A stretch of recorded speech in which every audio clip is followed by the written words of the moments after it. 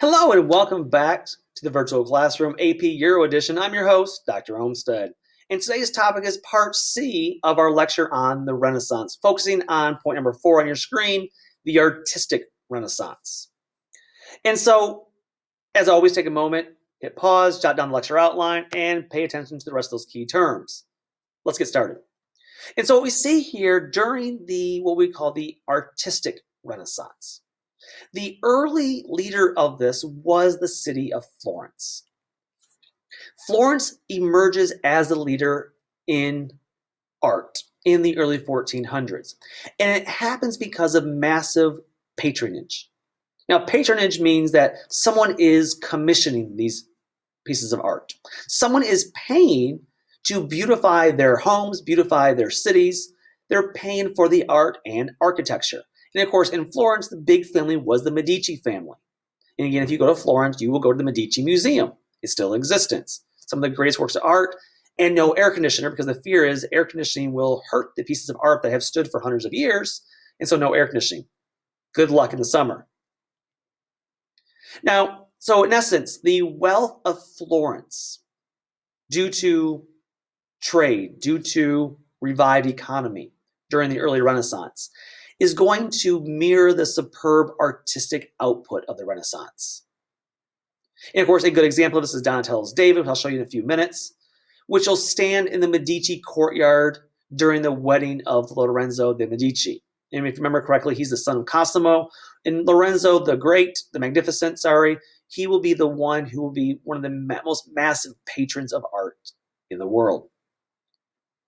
Now, we will also see, in addition to private families, the church itself will become a major patron of arts. They saw art as being a way to glorify God and, of course, beautify their own churches. And so when we see the decline of Florence in the late 1500s, we will see a shift in the Renaissance from Florence to Rome. And Pope Alexander VI, he becomes the most notorious of the Renaissance popes. He will spend huge sums of money on the patronage of the arts to build many things and commission many works, such as Michelangelo's dome atop atop St. Peter's Cathedral, picture on the right. You will also see the paintings of Michelangelo in the Sistine Chapel. The sculpture of the Pieta is located within the cathedral inside the basilica. Again, if you ever have a chance to go to Rome, go there. My wife and I thought we'd spend a half a day there. We were being pushed out the door at closing time because it was just so amazing to be inside the basilica.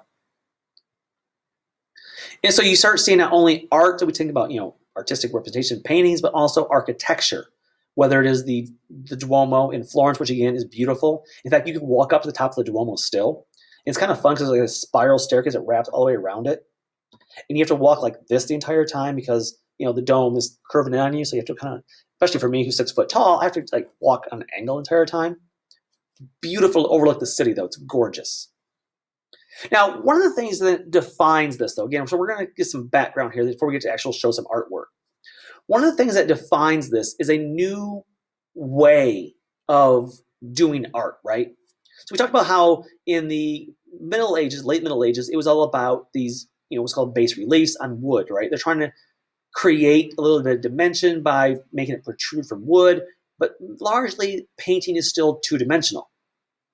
And so the use of naturalism during the Renaissance becomes a primary way to achieve their primary goal, which was imitate nature, make it look realistic, make perfection. And so in painting, they begin to use what's called perspective. Now, what is perspective? Well, it's to create a three-dimensional effect, an illusion, on a two-dimensional surface. Perspective. And hence, this rebirth during the Renaissance is different because they use the idea of perspective. Let me give another example of perspective.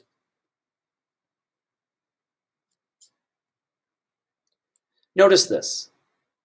This is perspective. This is known as by Masaccio, known as the Trinity. And this is a very famous painting in Florence. Got a chance to see this one. And this painting, if you look at it, it creates this focal point you see by the X there. But by doing this and creating this depth of perceptive three-dimensional effect, this perspective effect, you're able to look just above the head of Jesus on the cross, see, God the Father behind him, and you're able to create this illusion in your mind that this is not just a wall, right? This is not just flat against the wall. This is actually, you're looking at a three-dimensional object. And so medieval work, of course, in contrast, was very flat, very two-dimensional. This is a three-dimensional image. In addition, they used a thing known as chiaroscuro.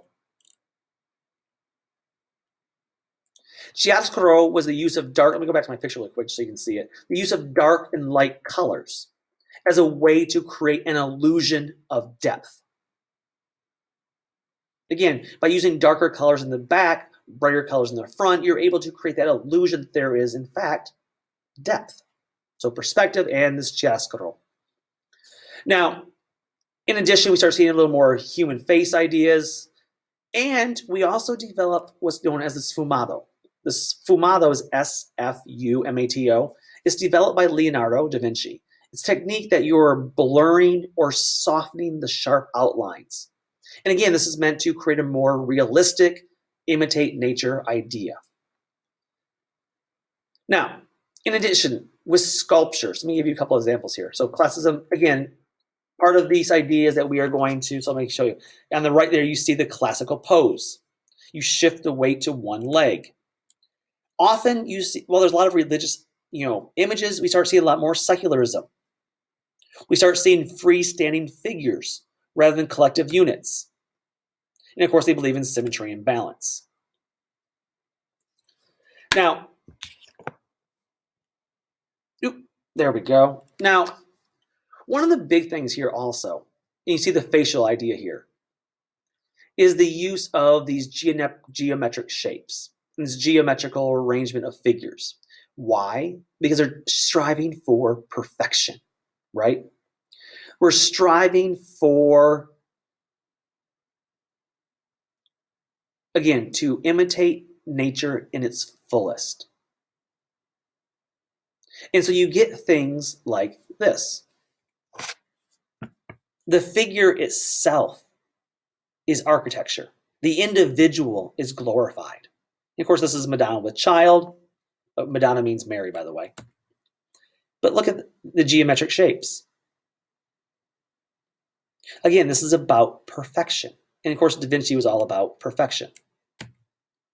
Now, I'm going to go through a few examples. So remember, these are artworks that were produced during the Renaissance period of some very famous artists. I'm giving you an example of the ones that College Board says that you guys should know, right? This is the big thing. And again, you can see here that there's some big changes here. You see this idea of symmetry. We see this idea of balance. We see this idea of perfection. We see this idea of perspective. So in all these artworks, look at perspective. Look for the chiaroscuro. And the idea that softening and blurring of the edges to create depth. And this is a very, very early one. Notice this is being painted in 1305 at the very beginning of the Renaissance by Giotto. Now, Giotto is considered perhaps maybe the world's first Renaissance painter. And again, he's not mastered this technique yet. He doesn't have that perspective down, but he does use that chiaroscuro to create the illusion of three dimension on a two-dimensional plane.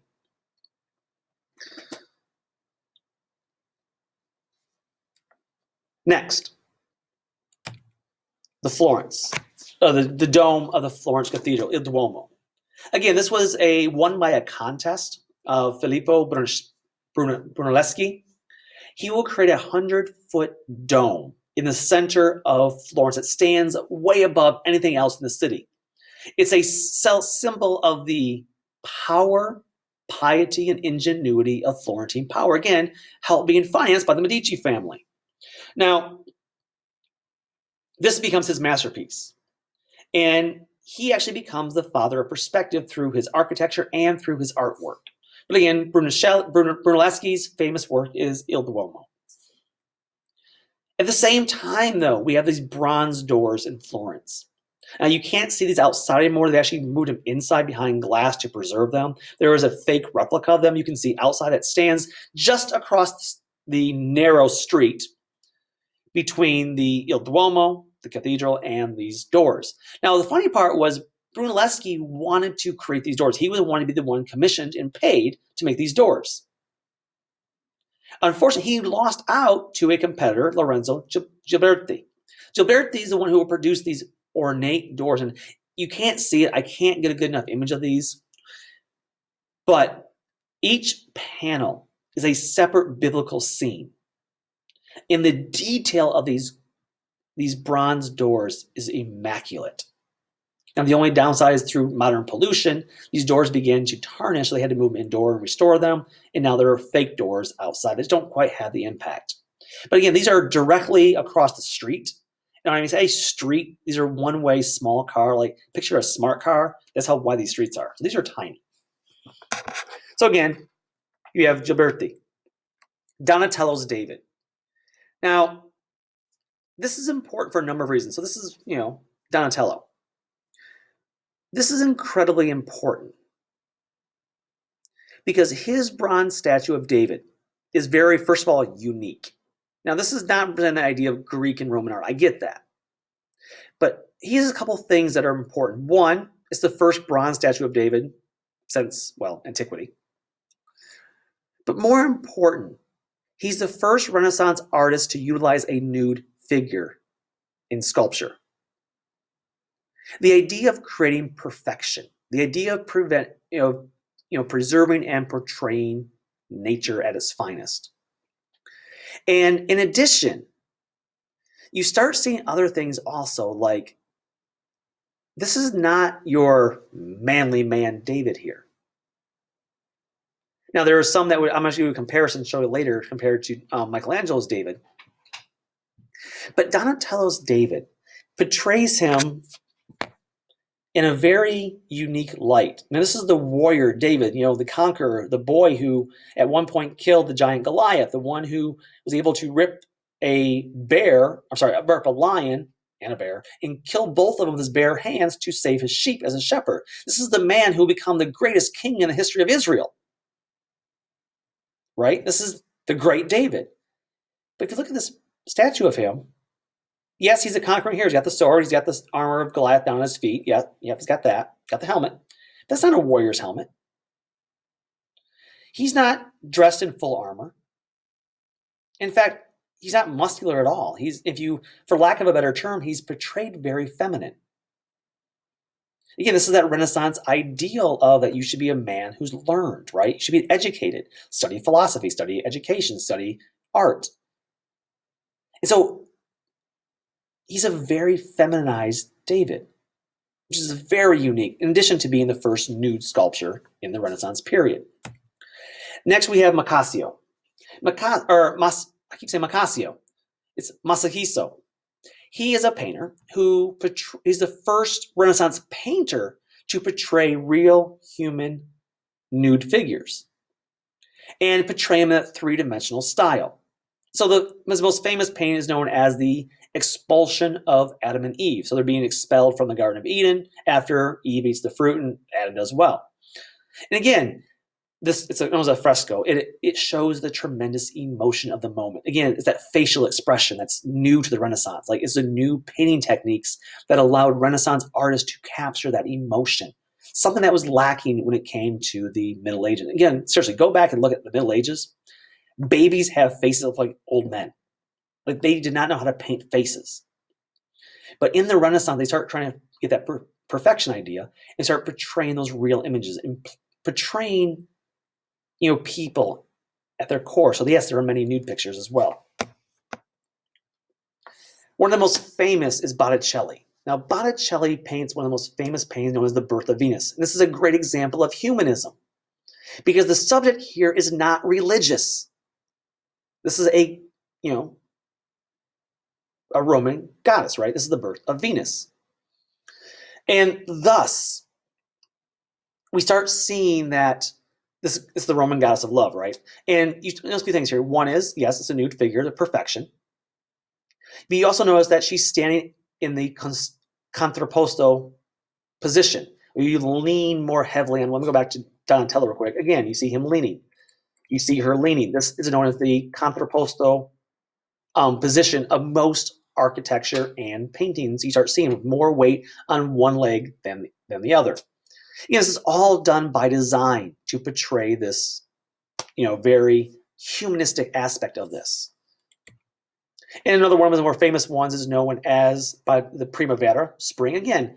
Once again, you have these naked, sprites. You have this, kind of frivolous dance. And again, this is a very humanist idea because it's not necessarily religious. And again, zoom in on her face. Again, the detail of her face. It looks almost like a photograph rather than an actual painting. Now, as there would be a shift from Florence to Rome, we enter the period known as the High Renaissance. This is being led by the Pope Alexander VI, and later Julius II, because they become very important idea that they consider, man, look what's going on in Florence, but what if we use patronage of the arts to enhance the church's stature? So they begin to fund and pay for these famous Renaissance artists to come and beautify Rome, beautify the churches, and to basically, restore the grandeur of Rome. Now, and so we start seeing that they will embrace the idealization of nature as well as the realism of humanity. They like humanism. They want religious figures. They want to portray biblical scenes, but they want it done in this very humanistic way, whether it's naked figures or whether it's just that realistic expression. So we enter the phase known as the High Renaissance. The question is, why would they do this? Well, prestige of the church. But think about, how do they fund this?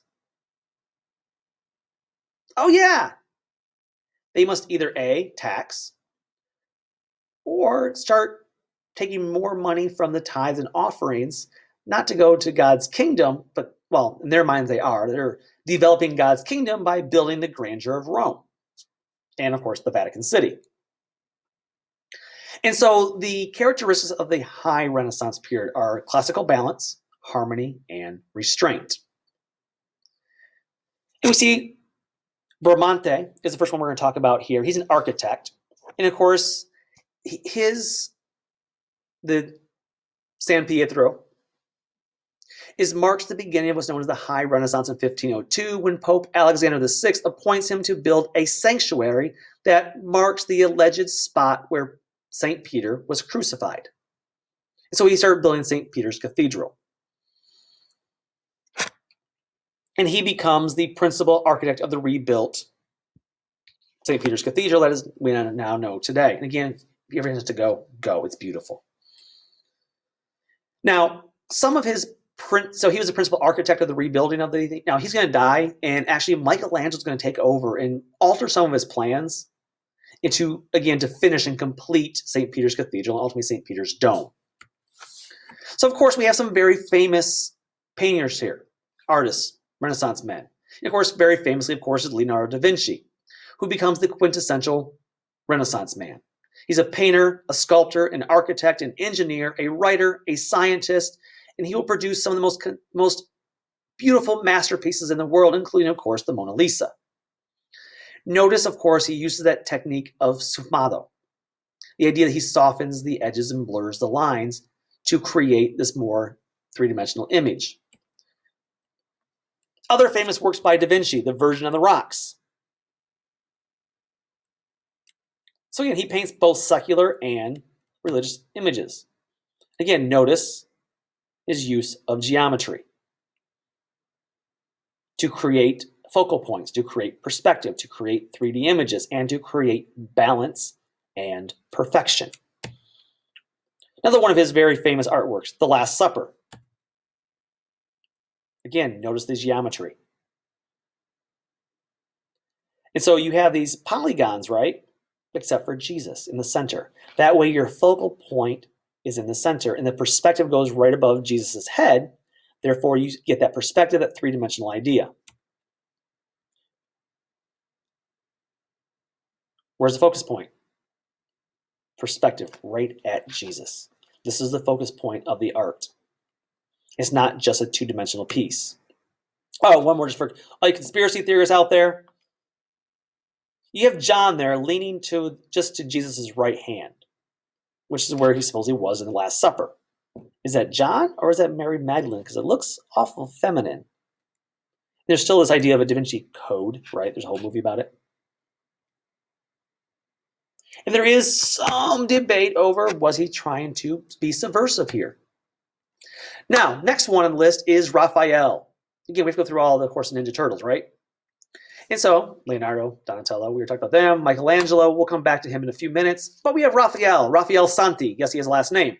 He is a painter who creates numerous Madonna with Child paintings. But his most famous work that is housed in St. Peter's Cathedral is, of course, the School of Athens. This is a whole wall. This is a huge thing. I love this. Is a gorgeous. It's basically a mural because how large it is, but it covers the entire wall basically. And he paints this, but notice this is a quintessential example of humanism because it's the Greco-Roman architecture that is prominent. It's based on antiquity. The two figures at the center there are actually Plato and Aristotle. However, we don't really know what he looked like, and so he actually painted himself in the photo. He also paints his friends, contemporaries. He paints Michelangelo. He paints Da Vinci. He paints Raphael. So he actually used Da Vinci's likeness to actually create Plato, Aristotle. There they are. And you notice here, one of the big things here is Plato is looking to the heavens for his answers. Aristotle's looking to the earth. So you have this, this idea that these are the center, one looking to the heavens, one looking to the earth. But in either case, they are illustrating order, unity, and symmetry. So Aristotle was on Here and Now. Again, a few other people, just so you notice that he paints all these famous people in there, including Zoroaster, which if you remember your world history course, you should remember who Zoroaster is. And of course, also, see Ptolemy, you see Euclid, so all you famous, for math issues. In addition, we have, of course, Michelangelo, one of the most famous of all, who's going to paint the ceiling of the Sistine Chapel, which again, you can spend all day there. Just looking at it, by the way, no pictures are allowed. Unless you're very sneaky and just have your phone out listening to Rick Steves' audio tour and hit snap. Not that I would know anything about that. Now, of course, Michelangelo is commissioned to paint the Sistine Chapel. It took him 4 years laying on his back, on his scaffolding, painting his details. Think about this. He's doing this all not upright, not laying, he's laying on his back, painting above his head the entire time. Painting these scenes from the Bible in the dome of the Sistine Chapel. Guys, this is gorgeous. And of course, at the center of it, of course, is the creation of man as God reaches out and touches Adam to bring life to the world. This is commissioned by Pope Julius II. Now, at the far end, you see a very different painting. So on the back here, so let me get my cursor here. So right here, this is the wall. This is also a separate painting of Michelangelo. But there's a big difference here. The ceiling represents hope. It's very bright, right? You see the bright colors. It illustrates the old Bible scenes, right? Of creation, of early history, creation, right? But it also is painted from 1508 to 1512 during the early High Renaissance period. The side wall over here is painted years later. And this, you see the darker colors. This is the final judgment, as it's called. This is the judgment seat of Christ, where I believe my next slide, that's the ceiling totally. No, I don't have that picture right here. So if you look here, you see Jesus having the judgment seat of Christ. You see all these people down here are going to hell. This is a much more pessimistic view or look at the Renaissance period.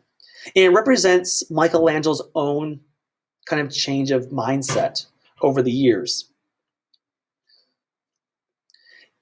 It represents this idea that he became disillusioned with the Renaissance ideals and became much more pessimistic, and it represents in his artwork. But there are other important works that we need to look at for him as well. Of course, his statue of David, one of the most famous paintings he's ever does, which originally was in the courtyard. Now has been moved inside to preserve it. And then also the Pieta, what he considered his masterpiece, because it glorifies the Mary holding the limp body of Jesus, and it becomes his most kind of his masterpiece carved out of marble. And it's just beautiful to see in person. It's awe-inspiring. There we go. I thought I had this picture. Here's the Final Judgment. He paints again. You can see the dates there from 1536 to 1541. Again, this is 40 years later, and he's much more pessimistic now. As you see the dark colors, the dark images, life is not quite so, positive anymore. He's become very disillusioned with it. And again, comparison of the two. Why are these differences? Well, by the time we get to the 16th century and the High Renaissance period, we start seeing that perfection, right? So David is now portrayed as a manly man versus the more feminine portrayal of Donatello. Now, there's a couple more people we need to talk about, and that's what's called the Venetian School. Now, the Venetian School, again, this is Venice. So we went from Florence to Rome. Now we're up to Venice. And the Venetian School is another one of those important examples of the Renaissance period. And the most famous artist of this was Titian.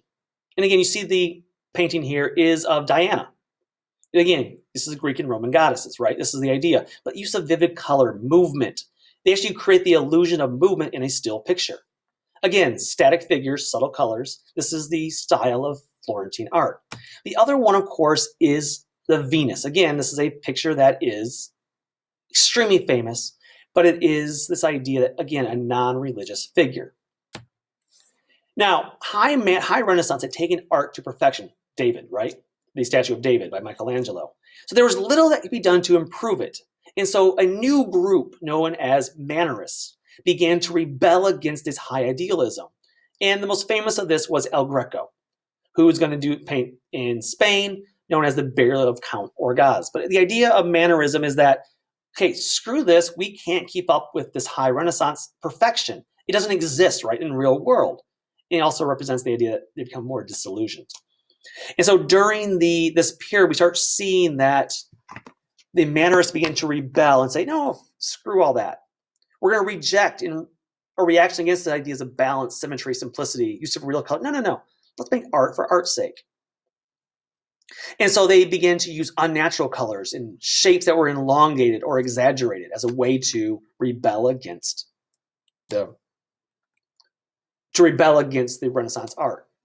Last thing, just a brief thing here, and that is the idea of social status for artists. During the Middle Ages, artists were viewed as artisans, right? They could do things, but they weren't necessarily wealthy. But during the Renaissance, artists became viewed as geniuses. They were praised for creativity. They were seen as social equals with the upper classes, even garnering large sums of money. So art became this idea of genius through Renaissance art. If you have any questions, of course, let me know. But until next time, take care and bye-bye.